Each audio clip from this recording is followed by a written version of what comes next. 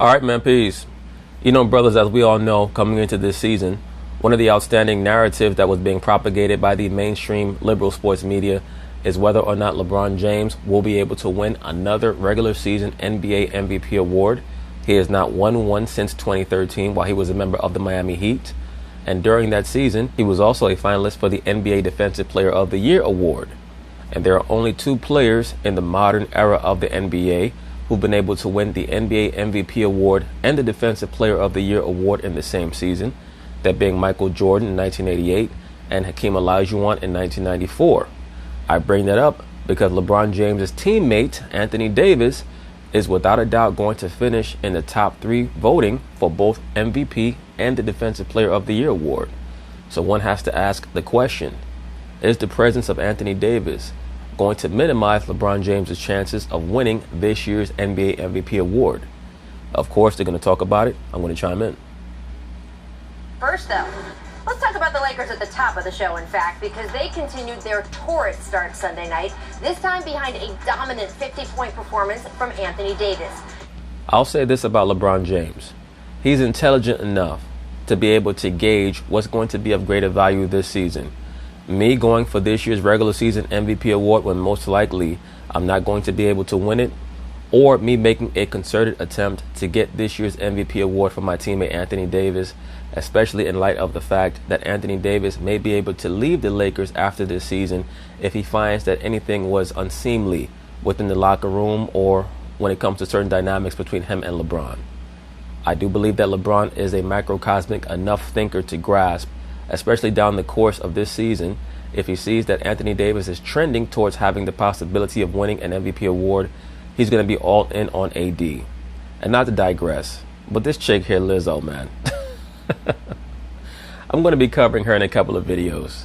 She's taken over from Monique as representing the new mother goddess patron saint of out-of-shape black women who are extremely loud and obnoxious. Unbelievable, this broad.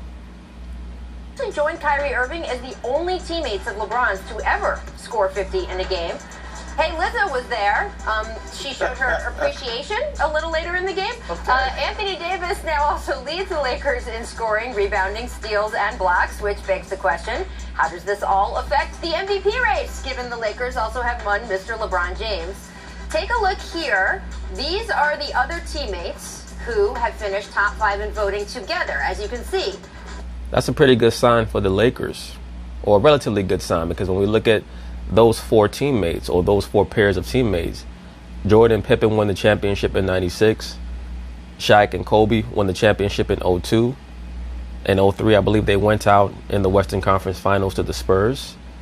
And the 2015-2016 Thunder, they lost in the Western Conference Finals to the Golden State Warriors after giving up a 3-1 lead.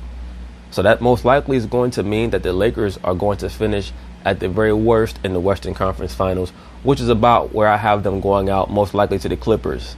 Now, if they happen to meet up with the Clippers in the second round, then that'll probably be when they go out.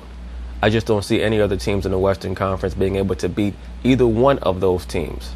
The Houston Rockets, of course, are a wild card, but it seems as if James Harden's appreciation for Russell Westbrook and what he brings to the game, as well as his respect for Russell Westbrook's jump shooting ability, is depreciating every day.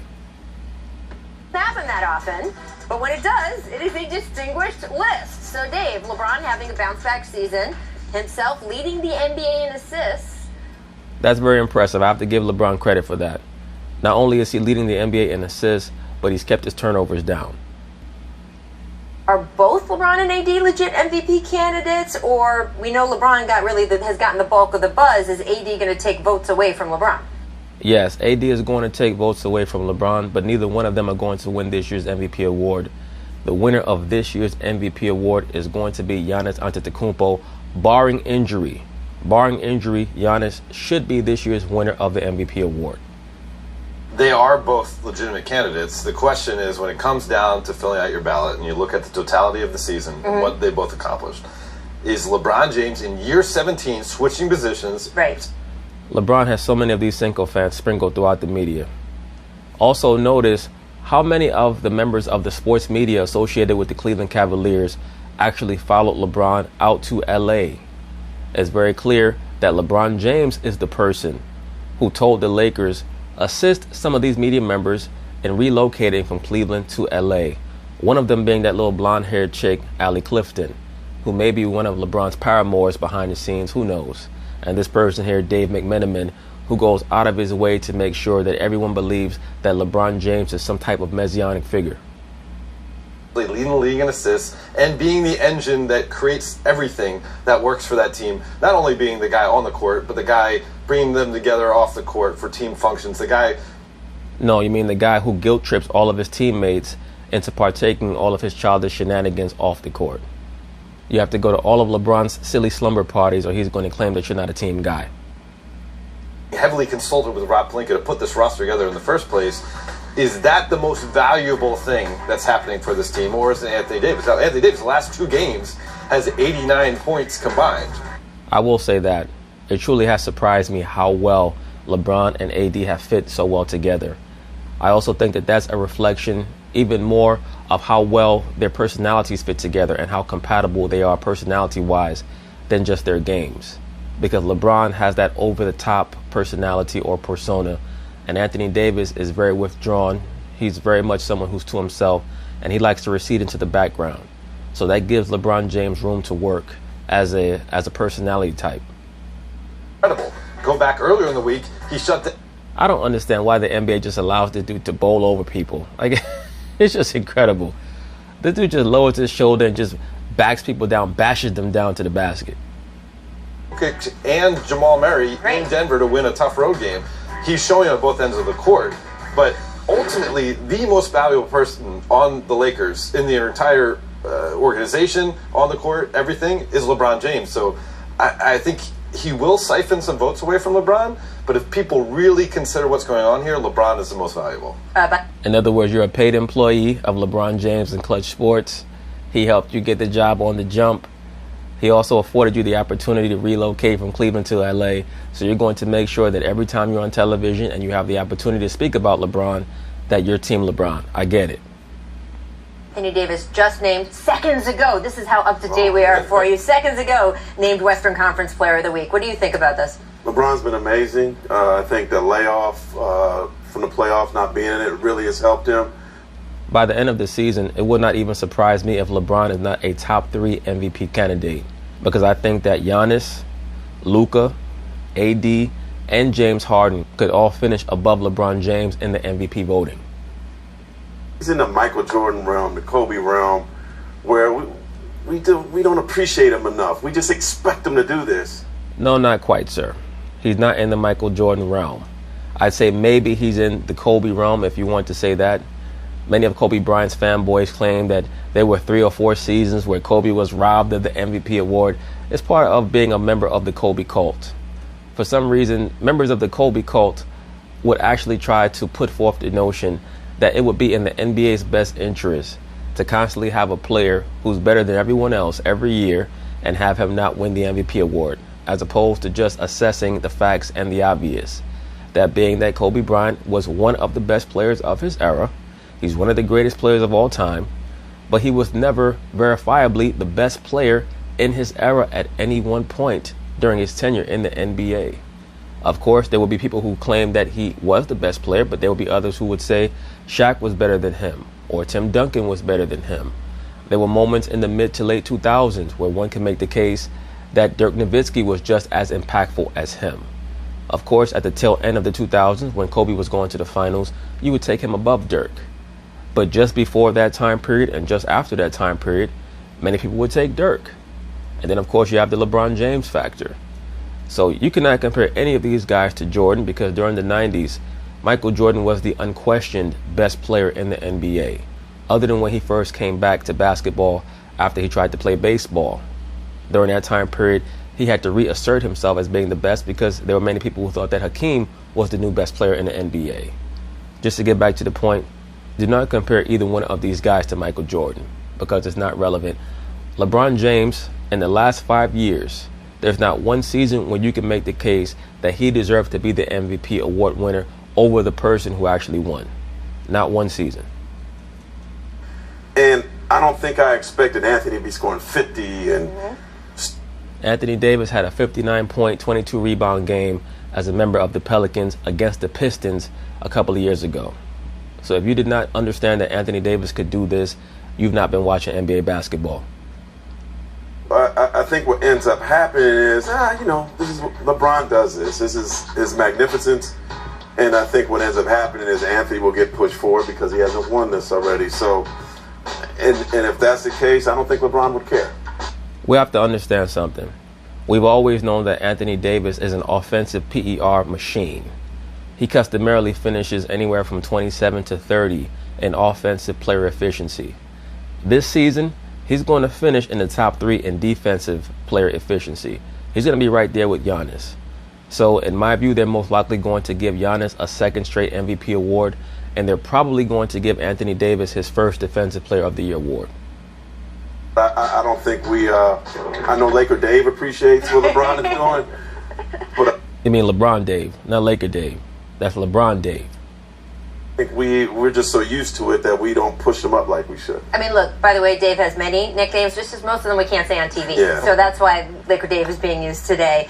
It is, I mean, the other person in the conversation, there's a couple other people, but the main other person in the conversation is, of course, Giannis Antetokounmpo.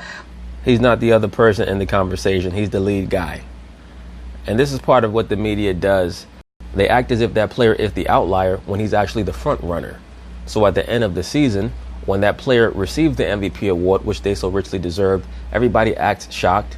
And then they push this narrative that the player who the media was trying to promote got robbed. They tried it last season with James Harden. There was no point in the season where James Harden deserved the MVP award above Giannis Antetokounmpo. Giannis's offensive PER was right there with James Harden's, and his defensive impact was so far and ahead of James Harden's, it wasn't even close. And then on top of that, the Bucks won more games than the Rockets. So it never should have been close. It was never really a conversation. But you have people like Rachel Nichols and Stephen A. Smith who were trying to act as if James Harden deserved the NBA Most Valuable Player last year when it was a damn lie. And they're going to try it this year with LeBron, trying to take shine away from Giannis. And it's going to be very, very crystal clear at the end of the season when the Milwaukee Bucks have won 60-plus games and Giannis is giving people 29, 13, and 6, and whatever his numbers are going to be with blocks and steals, that he deserves to be the MVP award winner again, because LeBron is going to have to share that limelight with AD, bottom line. The odds from Caesars, they just released the latest ones today. Giannis, of course, tops the list. Now, Luka Doncic is in second.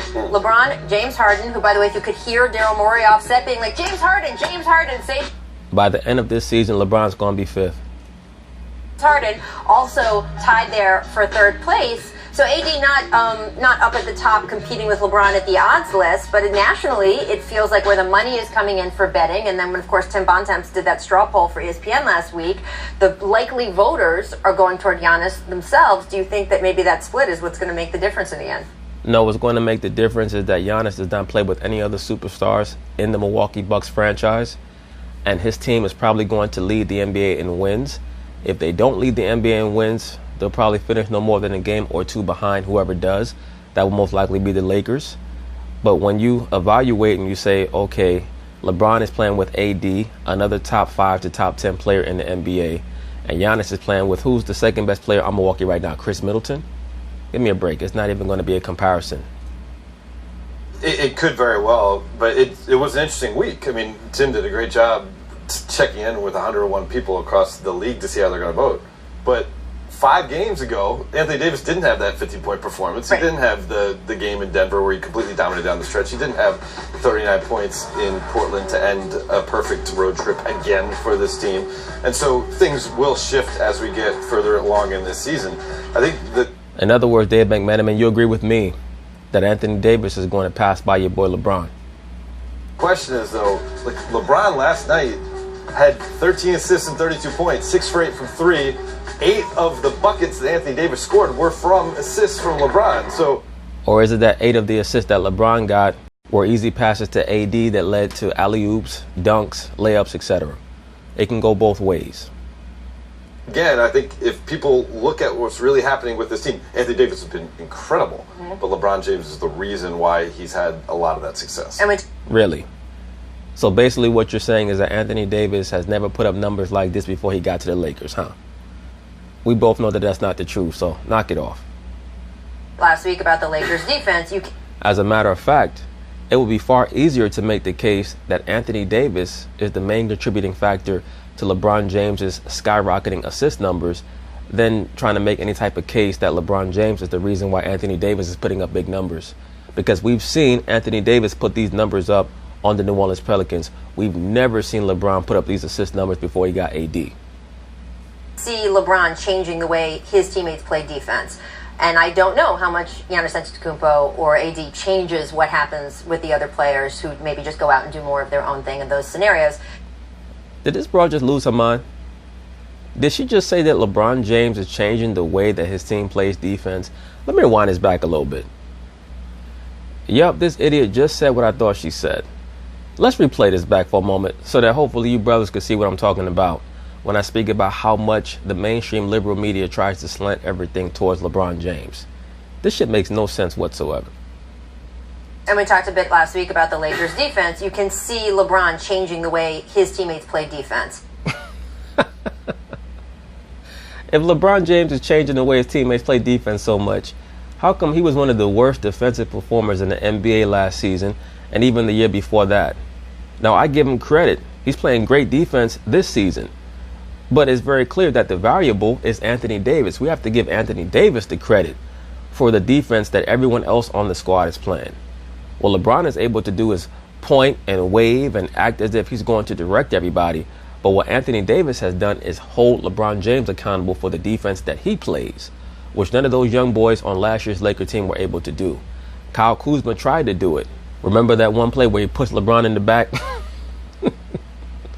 AD don't have to do that this year because AD and LeBron both know that if LeBron does not put forth at least 95% effort on defense for the vast majority of the games this NBA regular season, it's a very good chance that Anthony Davis is going to leave.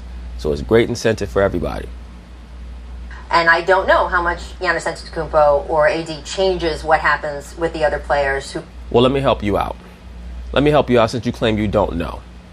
Giannis Antetokounmpo and Anthony Davis have been finalists in the Defensive Player of the Year award for at the very least the last 2 seasons. And they're going to be finalists this season as well. LeBron James has not been an impactful defensive player since the 2012-2013 season. So we can pretty much take a gander at who has the greater impact on their teammates defensively, since you claim you don't know.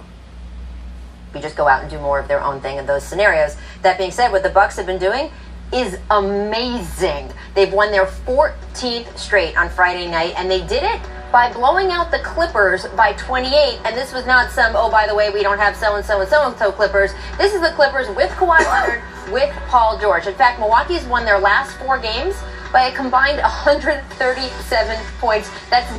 That was a great ego boost for the Milwaukee Bucks, but I have news for you brothers out there, because there were so many Laker fans in the comment section talking about how Milwaukee blew out the Clippers. None of this shit is going to matter in the finals, which would be the next time that these two teams meet if they were to meet in the NBA playoffs. We all know that what the LA Clippers are going to do is go all hands on deck to stop Giannis Antetokounmpo and try to recover out to the three-point shooters. Same defensive game plan that the Toronto Raptors had last year.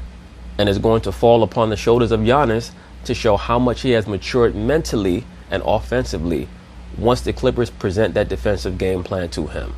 I don't worry about blowouts in the regular season. I can tell you about a whole bunch of times that the Chicago Bulls got blown out, especially on the West Coast. They were going these West Coast road trips in the 90s, and certain teams would blow them out. I remember the Shaq Kobe Lakers blew them out a couple of times out in LA back in the mid to late 90s. A couple of times the Utah Jazz blew them out in the Delta Center. That stuff happens. In the regular season, you're not thinking up any type of intricate defensive game plans to stop teams. And when you're facing a squad like Milwaukee who goes all out when they're playing regular season games, those type of things can happen. The Clippers are built for the playoffs. Only 35 a game that they are beating opponents by. Right now, both the Lakers and the Bucks are on pace to win 71 games. And Mark, we usually, if we're going to compare two teams, and one's in the East and one's in the West, and we say, well, who's more likely to accomplish X feat or Y feat? You go with the team in the East because they're going to have an easier path. But in this case, the Lakers actually have a better record against West teams so far than the Bucks do against East teams. Because the Eastern Conference is better than the Western Conference this year, Miss Rachel Nichols. and nobody wants to talk about it. The Western Conference has definitely underperformed and underwhelmed this year. Now, I'll give them credit from the standpoint that the only truly terrible team is the Golden State Warriors. There are no other truly terrible teams in the Western Conference this year other than Golden State. But there are only two teams that look great. Every other team in between the Clippers and Lakers and the Golden State Warriors are some level of mediocre to pretty good to good. I would say that the Houston Rockets, the Denver Nuggets are good, if you want to call them that. The Utah Jazz are pretty good. And you have a couple of teams in that nebulous area of decent to slightly below average. But the Western Conference has definitely underperformed this year. Now, in contrast to that, the Eastern Conference has had a slew of teams that have been better than people thought that they were going to be, like the Miami Heat. The Boston Celtics have been better than people thought that they were going to be. Not better than I thought that they were going to be, but better than a lot of people thought that they were going to be. The Charlotte Hornets have been competitive as well. So you have to give them a lot of credit. The Brooklyn Nets, without KD, have kept themselves above 500. So I would expect that the Lakers are probably going to catch a couple of L's on one of their East Coast road trips. It's not going to be the West that takes a chunk out of their ass this year too much. It's going to be more the East. Also keep in mind, I believe they have to play the Mavericks a couple more times. They still have to play the Rockets. They haven't played them once yet. And they have to play the Clippers 3 more times. So we'll see how the Lakers look against those type of teams. They're also playing the Bucks on the 19th of December. Given that, who you got to win 70? Well, Neither team is going to win 70 games. Lakers got a big road trip coming up. As he knows, their December is tough. I think we'll really see what they are. I like the Bucks' chances better. You're still there. And the Bucks don't have the pressure. And the East is, I'm tempered in saying this, but the East is not as good.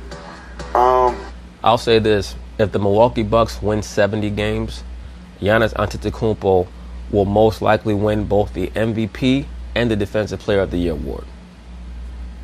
And Milwaukee's in Milwaukee. Lizzo ain't going to their games. I mean, like, there's just so much more pressure being a Laker, and they're younger. And It's colder in Milwaukee. You've got Yeah. to stay dressed when you're in Wisconsin.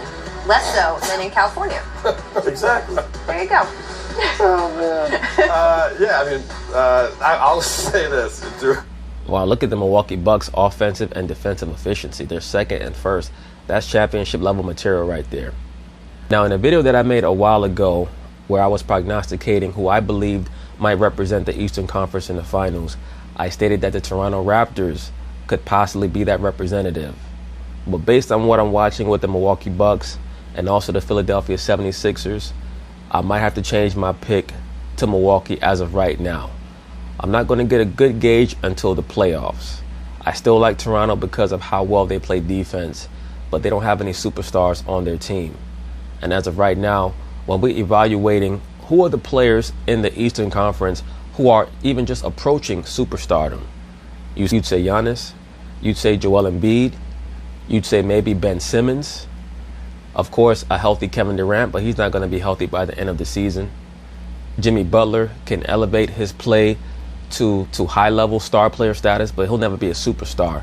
But his intensity, he can will his team to certain victories. So the Eastern Conference is going to be very interesting. The Toronto Raptors, they have that championship pedigree. They're going to be a tough out.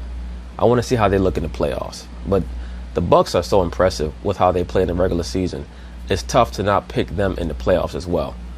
I want to see how they fare against the Lakers on the 19th, because one thing that both of those teams have in common, the Bucks and the Lakers, they're both going all out in the regular season. So they're showing you everything they got. You're off on that one. Right? I'm not wrong. You are not wrong. Thank you. LeBron James turns 35 this month. Yep. No shit. Giannis just turned 25. Yeah. At some point, even though LeBron told me that there will be no load management with me, as long as I'm healthy, I'm going to play. At some point, I imagine they taper down his minutes, just give him a chance to, refresh himself heading into the postseason. Whether that's post All-Star break, perhaps, give him a little bit of time. You don't have to do that with Giannis. Right. Giannis can go full. I don't understand why LeBron James, and I was mentioning this to somebody earlier, this dude is worth $400, $500 million. He can't find one good hair scalp surgeon who could fix that shit on the top of his damn head since he's so concerned about it. Why don't he have a hair transplant with Anthony Davis? but he could take that damn unibrow, that shit in the middle of Anthony Davis's forehead, and have them sew it into the top of his damn head so that he could finally have a full head of hair, since he's so concerned about that shit. Every single game all season long, and to me, because he hasn't had these long postseason runs like LeBron has, he doesn't have to pause at all, and so that's why I would give the edge to Milwaukee, where don't need to have a governor with that team, with that star, just go for it. And so if they get, now I don't think either team gets 70 wins. We've only seen 2 teams in the history of the NBA get 70 wins. I don't think either of these 2 teams. I don't know, make man. it the third. You think? Well, I know neither one of them are going to get 70 wins. No way in hell. I don't. I mean, look. Obviously, this is why they play the games, That's right. as someone famous said. This kind of year, where we're seeing scoring up the way it is, and just sort of, we expected so much parity this year. We haven't quite seen that. There is, of course, not this dominant Bigfoot Golden State Warriors team. We're so used to that. But you know who the best teams on each side are, right? And they're. I see both of those teams finishing. I would say the Milwaukee Bucks are probably going to finish with a win total somewhere in the low 60s. Maybe 63, 64 wins. And I see the Lakers finishing somewhere around 59 to 61 wins. I keep creeping up my win total with the Lakers because, once again, I have to admit they have impressed me with how well they've gelled in the early part of this season. Best teams. And as it was with the Warriors, you kind of get attracted to that shiny object. Yeah. That 73, getting that record, which actually kind of went to their detriment. That sentiment is nothing but bullshit and media narrative. This notion that the reason why the Warriors did not win the championship in 2016 is because they went for the regular season win record is hogwash. The reason why they didn't win the championship is because Draymond Green, Mr. Donkey himself, made a complete fool of himself near the end of Game 4 against the Cleveland Cavaliers. That's the reason why they did not win the championship that year. But especially for a young Milwaukee team, I'm still worried about Anthony being healthy a whole season. If the Lakers are to take off, they should load management LeBron at the end to get him rested. But them young Bucks, boy, they did not get enough attention. I think they could be attracted to trying to chase that Warriors number. Well, speaking of whether they taper LeBron, if he sees the MVP in his sights, you covered him when he played all 82 because he thought LeBron is not going to win this year's MVP award. I know that you guys keep trying to push this because they know that LeBron James has 4 regular season MVPs and Jordan has 5, and they're desperate to try to get LeBron James a 5th regular season MVP award so that they can push this LeBron versus Jordan stuff again. It's not going to happen, at least not this season. The NBA has too many great young players that are actually outplaying LeBron in the regular season to give him another MVP award. that would get him to an MVP. And you know that as much as he will never say it again, it would be a big deal for him to win the MVP again. Yeah, especially with the gap of time since the last trophy, and he has 4. Getting it to 5 is even more elite class. You're talking about Kareem Abdul-Jabbar and Michael Jordan and you. I mean, that's pretty special. And I think that would be a motivating factor. The question is though, are they set up? Like Phil Jackson had this, one of the 2 coaches ever to coach a 70-win team. Right. Used to say. Playing in the middle of the country, shorter flights, easier to accomplish a goal. Now the Warriors also in the West Coast, they did it, but the Lakers, there'll be times where LeBron's body's got to feel it. It's going to be that's just truth. When those time comes, when LeBron's body starts to feel it, he's just going to get into those rejuvenation chambers and get that biochemist that he's paying all that money to. Remember, he's spending over $2 million a year on his body. And he's just going to emerge out of a cocoon with steam coming out like the Terminator. He'll be ready to go. Interesting balance, because as you said, there was that temptation. The Warriors decided, hey, we want to do this. I'm not going to say that's why they lost the title that year. That was one of the strangest NBA finals in history. Absolutely. Kudos to you, Rachel Nichols. I have to give you credit for pushing back on that bullshit. First time any one team has come back from 3-1 down, and a bunch of things happened we didn't expect with Draymond, right? So I don't know if they went for 73 and that's why they didn't win. They feel, in hindsight, maybe they would do things different. That was an excuse that they made because they needed to be able to ingest exactly what occurred.